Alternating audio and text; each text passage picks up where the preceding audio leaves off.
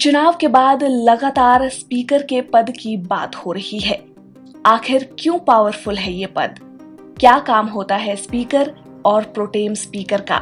इनका चुनाव कैसे होता है और इन्हें कैसे हटाया जाता है? इसके अलावा एक ऐसे नेता के बारे में बात करेंगे जिन्होंने स्पीकर बनते ही अपनी पार्टी से इस्तीफा दे दिया था। साथ ही जानकारी देंगे एक ऐसे नेता की जो ऑपोजिशन में रहते हुए भी स्पीकर बने थे। नई बनी लोकसभा का सबसे पहला काम है लोकसभा स्पीकर का चुनाव करना। कॉन्स्टिट्यूशन के आर्टिकल 93 के अकॉर्डिंग स्पीकर का पद खाली होते ही सांसदों को जल्द से जल्द अपने में से 2 सांसदों को बतौर स्पीकर और डिप्टी स्पीकर चुनना होगा। स्पीकर पद के लिए जरूरी है कि वो व्यक्ति लोकसभा का सदस्य यानी सांसद हो। इसके अलावा अलग से और कोई क्राइटेरिया नहीं है। स्पीकर चुने जाने के लिए सदन में मौजूद और वोट करने वाले एमपी यानी मेंबर ऑफ पार्लियामेंट की सिंपल मेजॉरिटी की जरूरत होती है। इसलिए जनरली रूलिंग पार्टी का एमपी ही स्पीकर बनता है। नई लोकसभा की पहली मीटिंग के ठीक पहले पिछली लोकसभा का स्पीकर का पद खाली हो जाता है।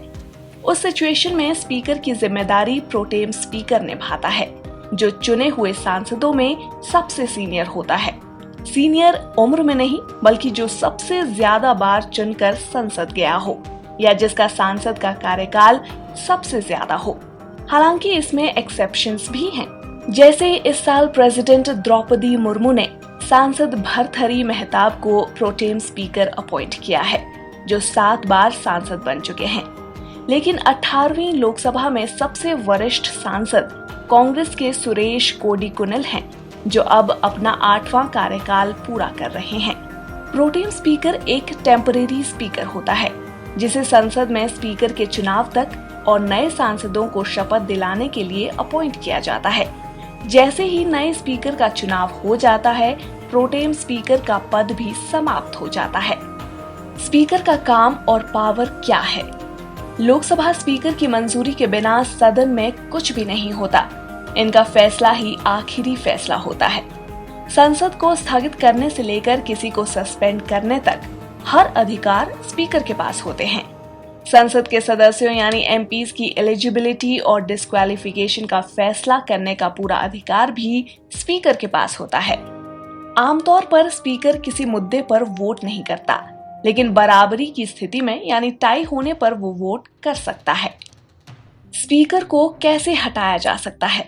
आर्टिकल 94 के अकॉर्डिंग लोकसभा में पूर्ण बहुमत से प्रस्ताव पारित कर स्पीकर को उनके पद से हटाया जा सकता है।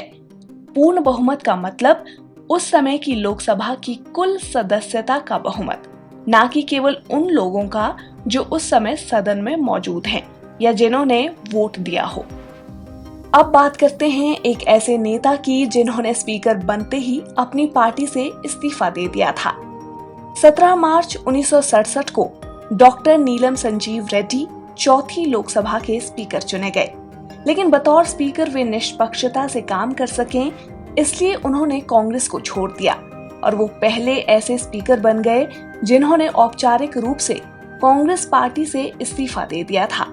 उनका ये मानना था कि स्पीकर सभी सदस्यों को रिप्रेजेंट करता है और इसलिए उसे किसी पार्टी से नहीं जुड़ा होना चाहिए।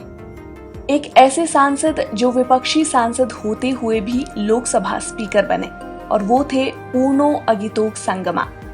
दरअसल 1996 के चुनाव में किसी भी पार्टी को बहुमत नहीं मिला था।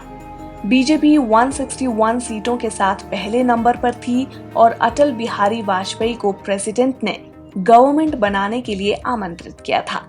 वहीं कांग्रेस 140 सीटों के साथ दूसरे नंबर पर थी। ऐसे में कांग्रेस ने संगमा को लोकसभा स्पीकर के चुनाव में उतारा। उन्हें दूसरी पार्टियों का भी समर्थन मिला और पहली बार कोई विपक्षी सांसद लोकसभा स्पीकर बना।